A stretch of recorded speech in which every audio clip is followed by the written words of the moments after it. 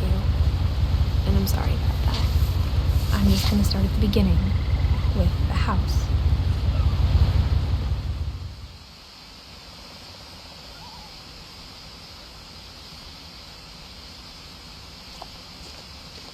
My brother Milton disappeared when I was 4. It was like the house just swallowed him up.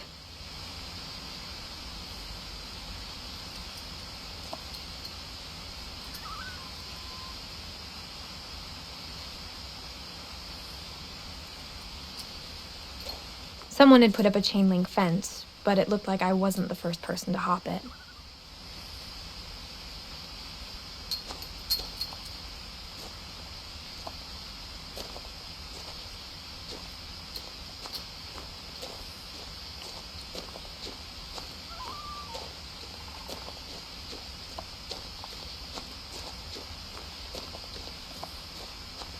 I lived here until I was 11, but I wasn't allowed inside half the rooms.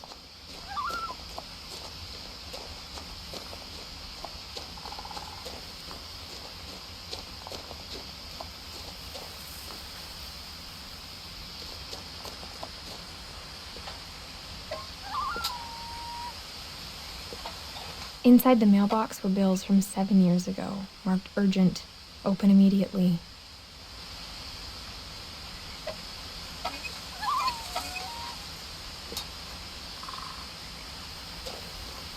I hadn't been back since my brother Lewis's funeral.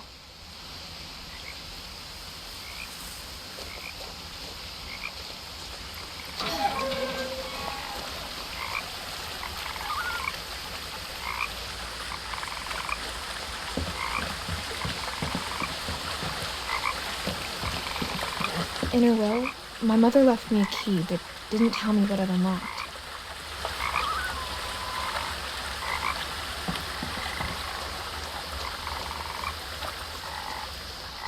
Maybe she thought I'd know, or she thought that the mystery would be enough to bring me back.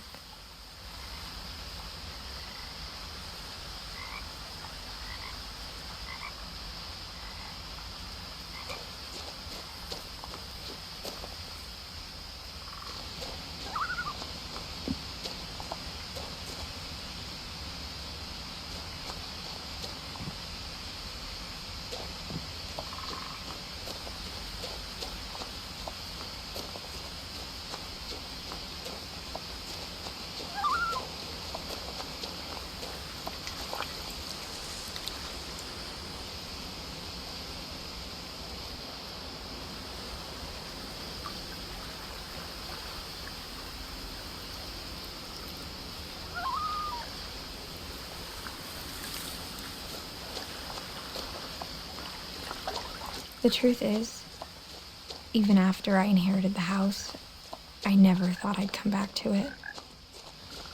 But now I had questions about my family that only the house knew the answers to.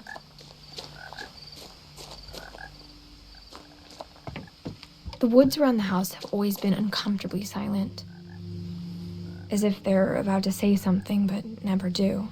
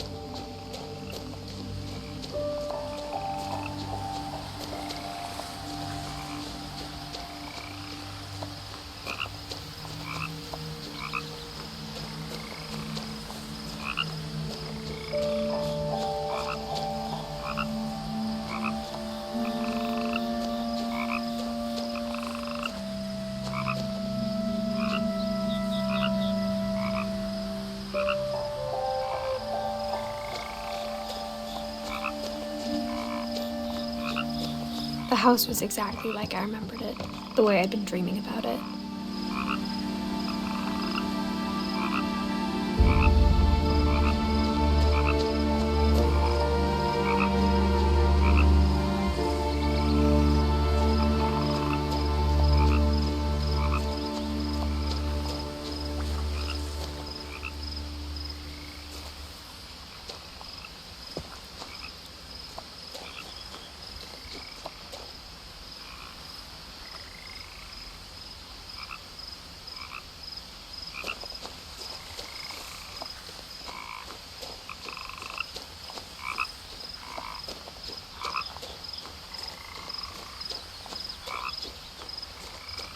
As a child, the house made me uncomfortable in a way I couldn't put into words.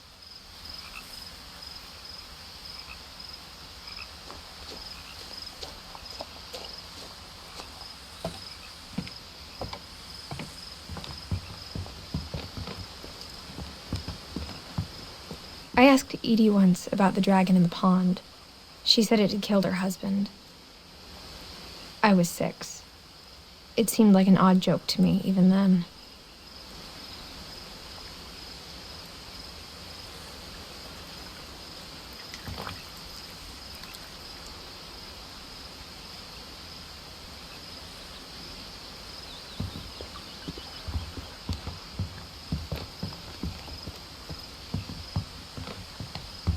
Now, as a 17-year-old, I knew exactly what those words were. I was afraid of the house.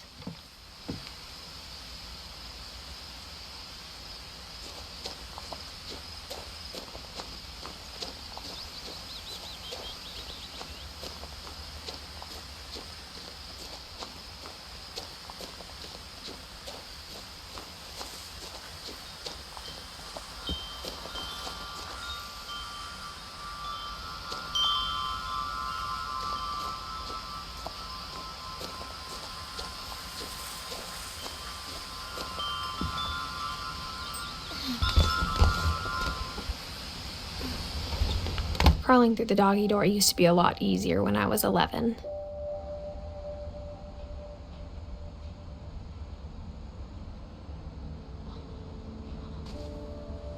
The power had been turned off the night we left.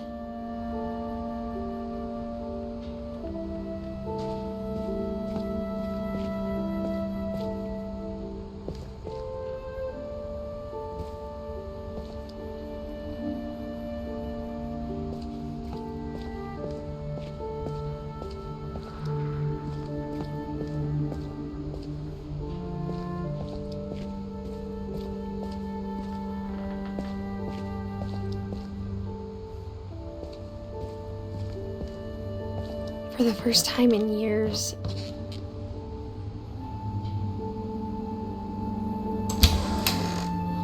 I felt like I was home.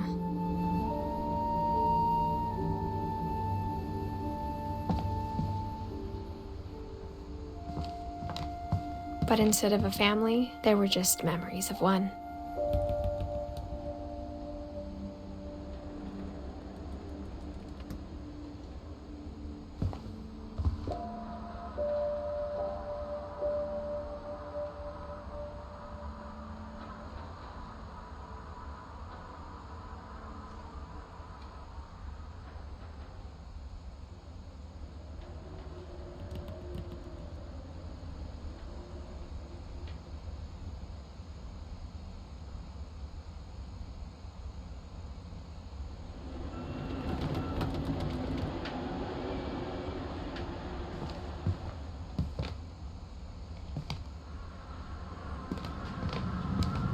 Like how only one restaurant would deliver to our house, so we had Chinese a lot.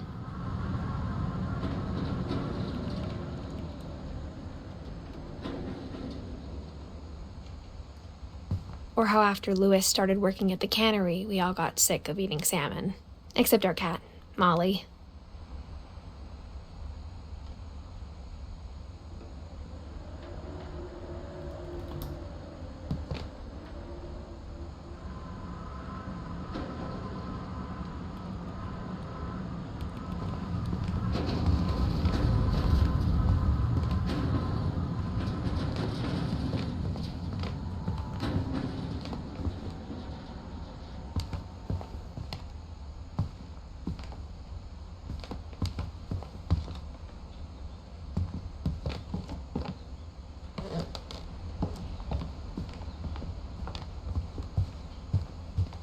The table was still a wreck from the night we left.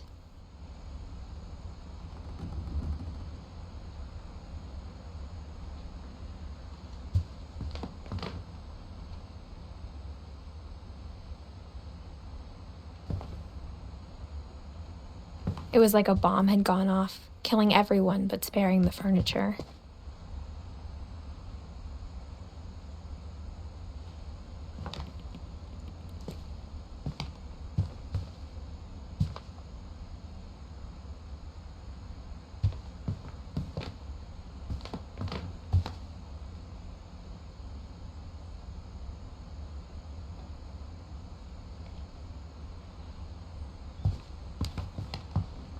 My mom was the only one of us who could imagine Great-Grandma Edie living in a nursing home.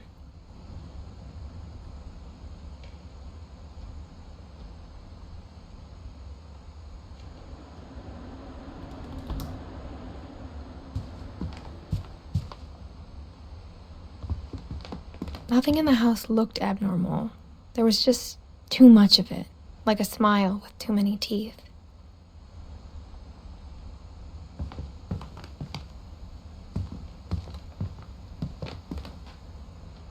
Even the fireplace had a story. Edie told me the bricks came from the original house, after it sank.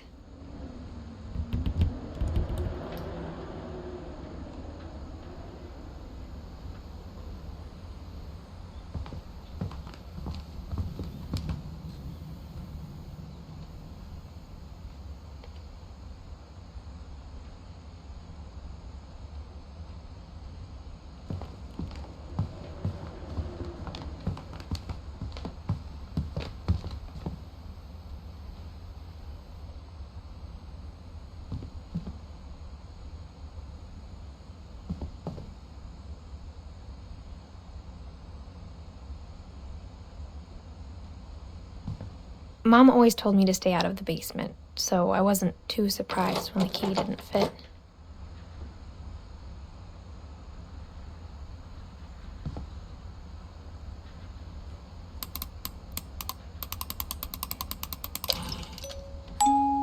Great-Grandpa Sven built a music box for Barbara, along with the rest of the house.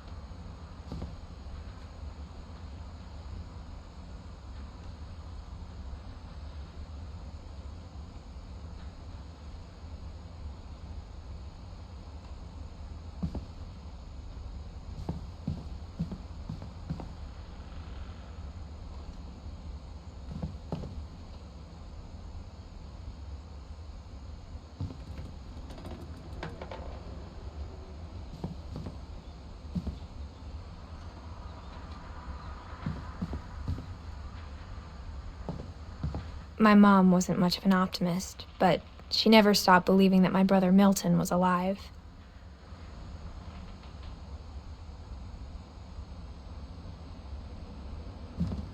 A lot of things got left behind in the whirlwind of that last night.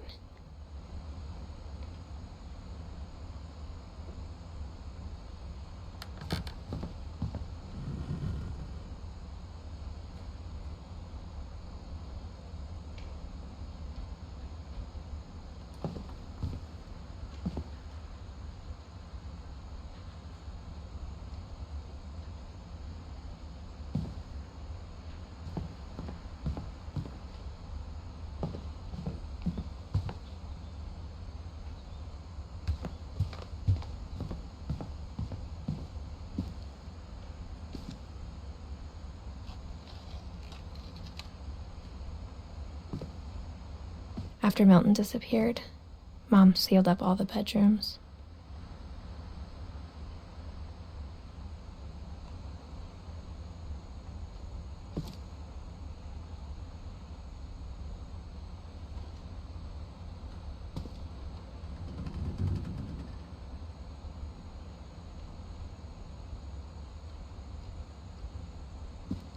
Then Edie retaliated and drilled peepholes.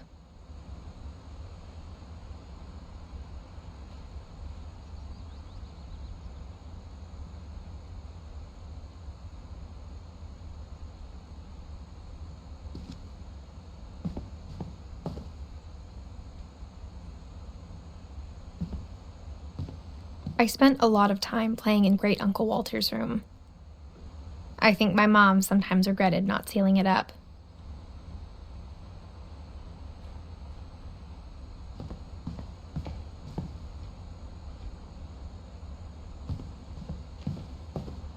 Louis told me there were secret passages, but I never believed him.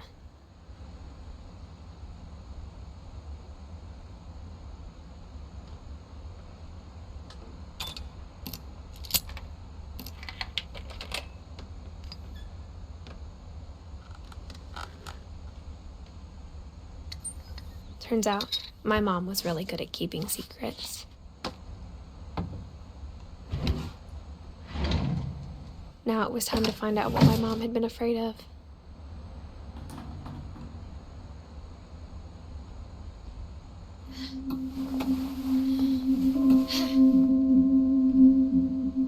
From the paintings on the wall, it was clear my brother Milton had been here before me.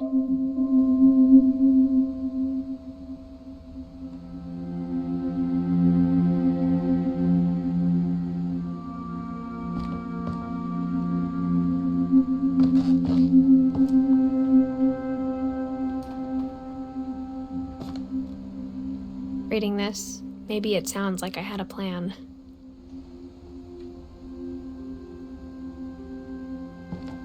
But I had no idea what was behind that door.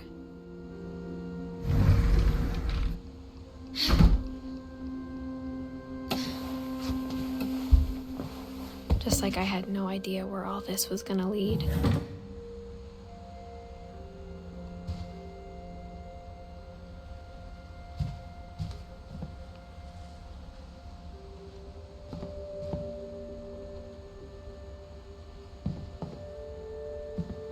I grew up looking at Molly's room through the peephole.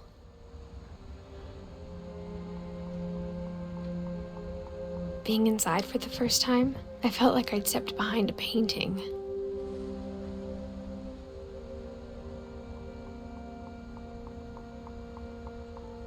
Molly's gerbil had a tiny bedroom with its own even tinier gerbil cage.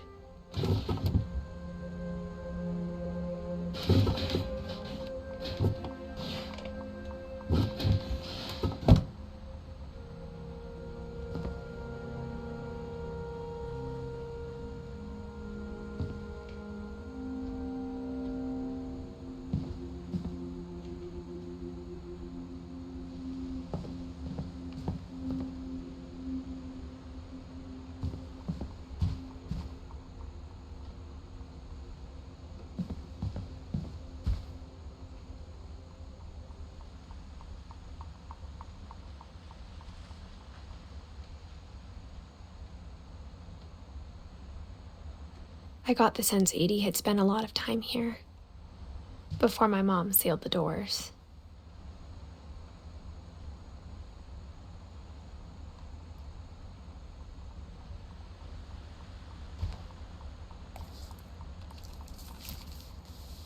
December 13th, 1947. Dear Diary, I'll be gone soon, but I wanted to tell somebody about what's gonna happen. It started when Mom sent me to bed without dinner. I woke up and I was starving, so I looked around for something to eat.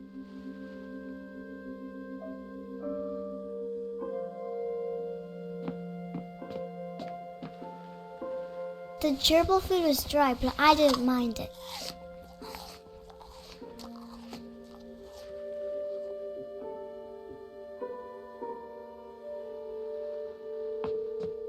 My Halloween candy was all gone.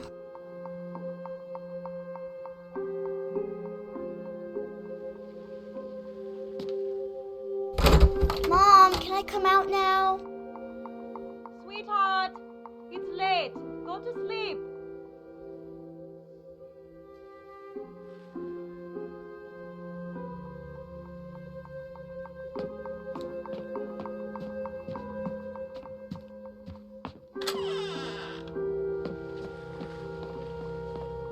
I kept eating and eating.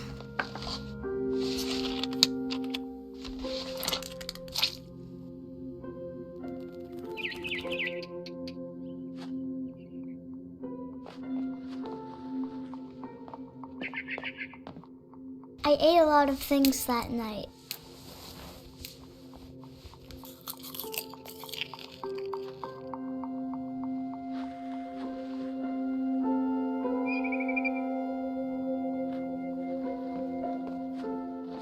Then I heard chirping outside my window.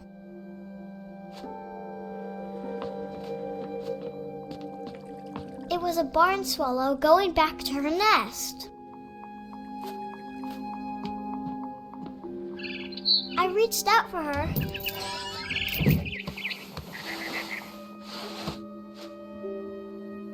Suddenly, I was a cat.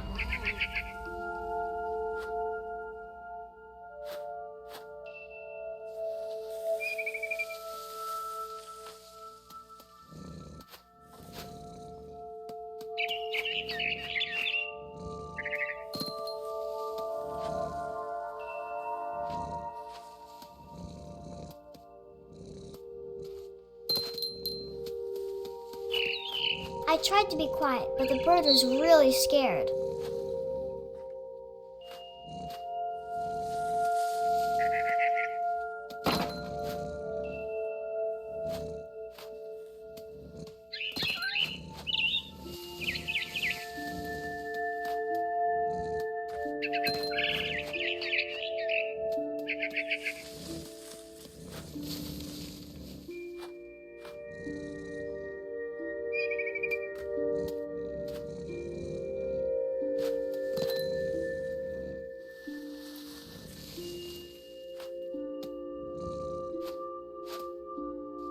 Mom and Dad didn't even look at me.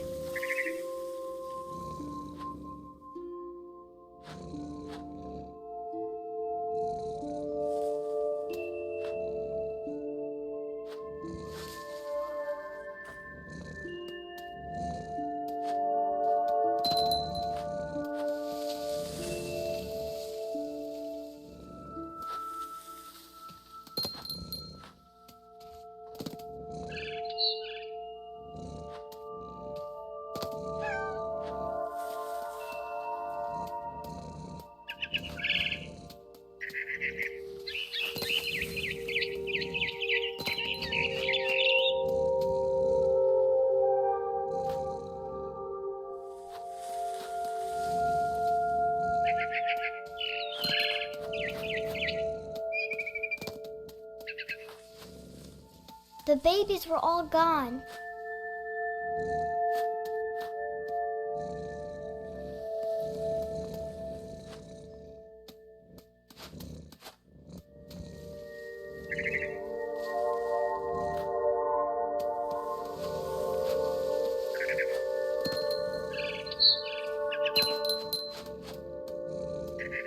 I jumped and I almost got her.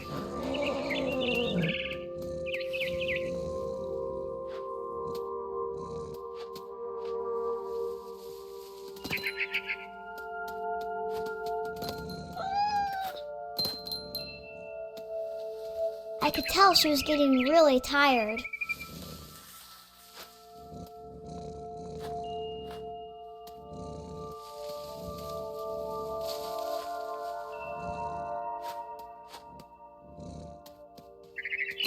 Now I was up in the big tree. I promised Dad I wouldn't climb it anymore. All I cared about was eating that mama bird.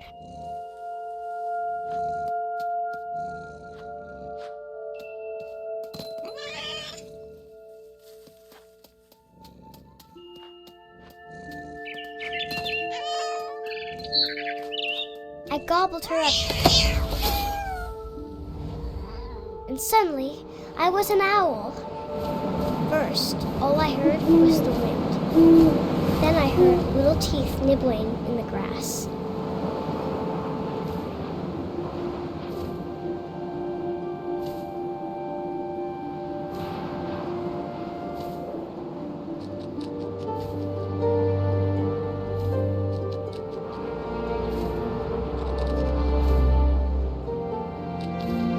Rabbits.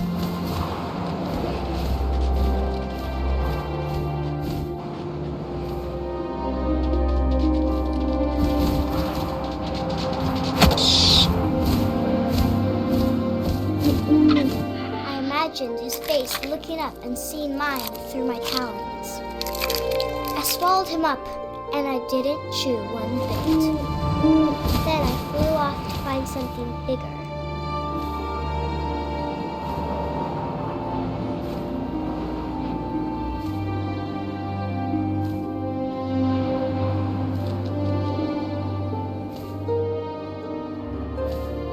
A mama rabbit.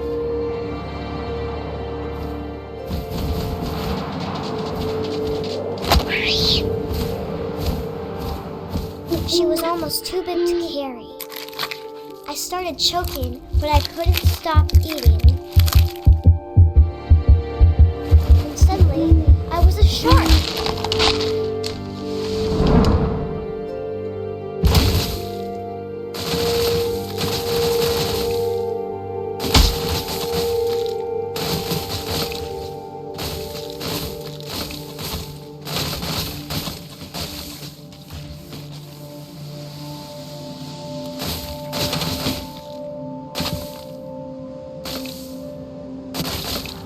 I rolled off a cliff and into the ocean. Now, I was hungrier than ever.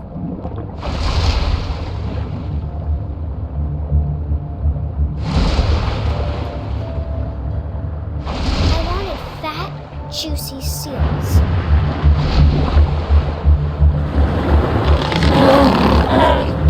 I tore off her flipper, and it tasted really good.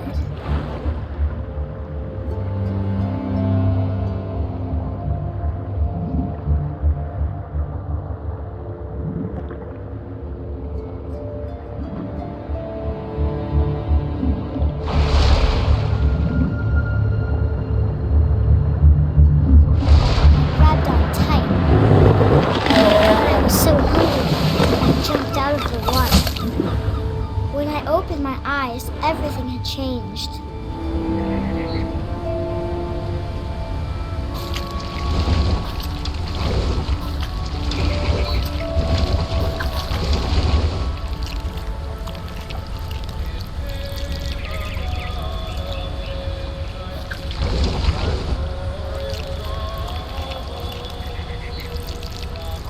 Now I was a monster, and I smelled people everywhere.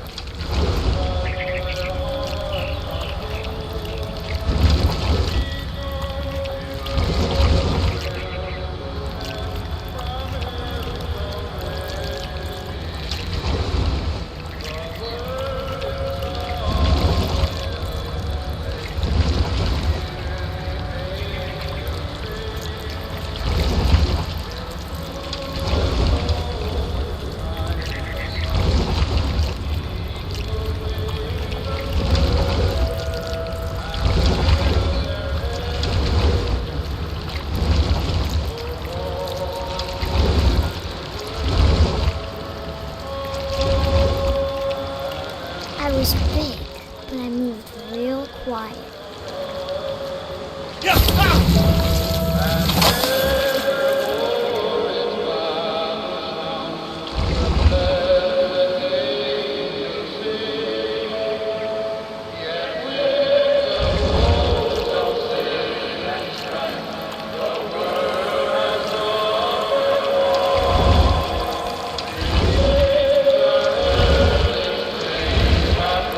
I wanted to stop, but also I didn't.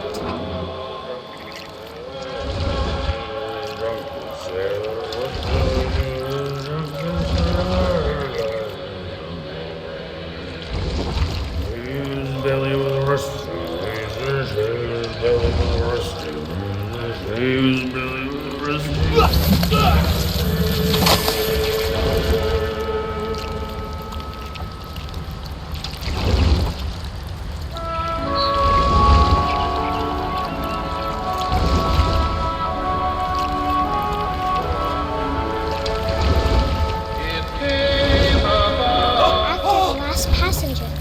Still hungry, and across the water I smelled something new, something I had to have, so I swam towards it.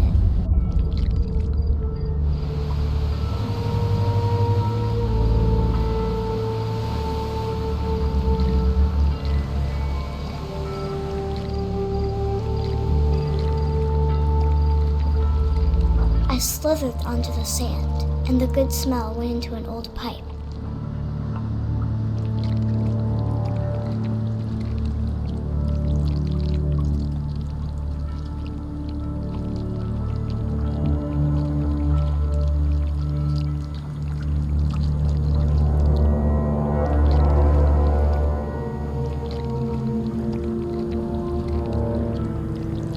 I got closer and closer.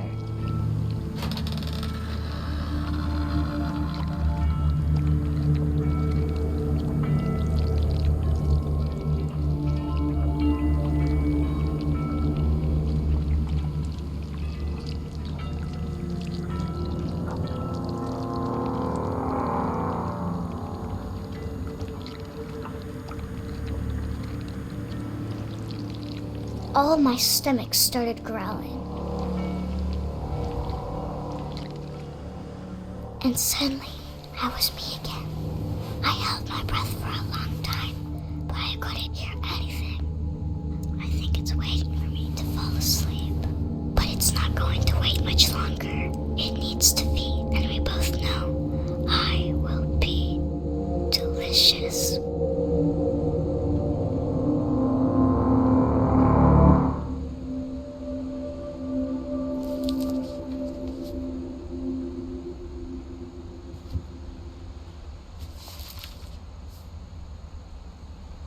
I'm not sure if I believed all of that, but I'm sure Edie would have.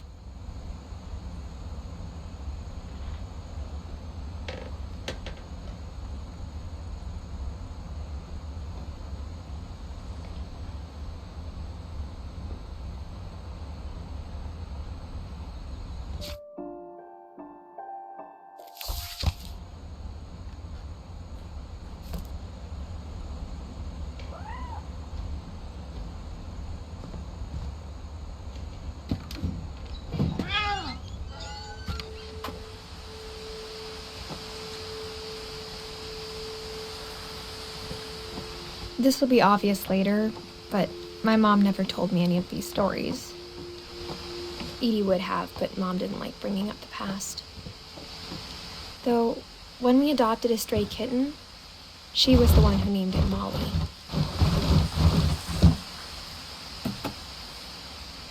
I spent a lot of time in Great-Grandma Edie's room.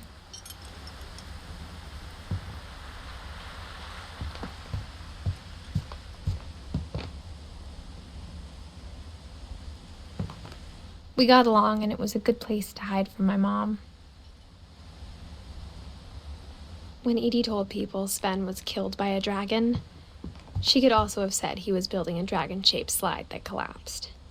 She could have, but she didn't.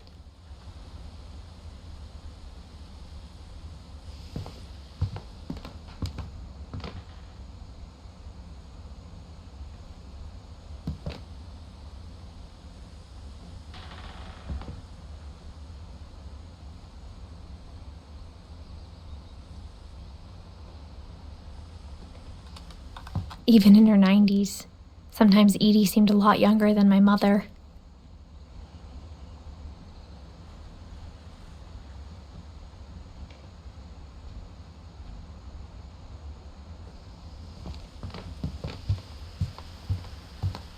Louis died a week before we left, but Edie had already started to memorialize him.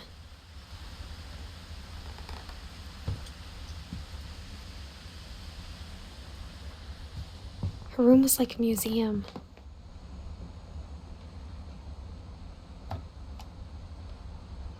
For 500 years, the Finches have been famous throughout Norway for their fortune and misfortune.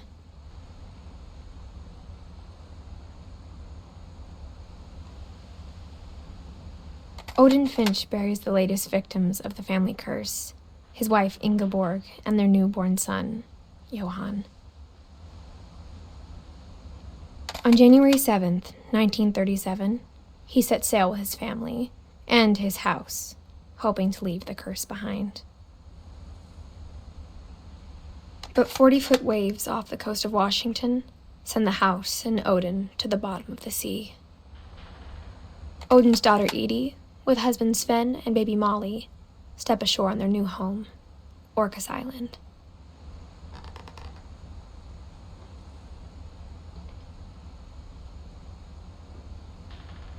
Odin Finch is the first to be buried in the new family cemetery.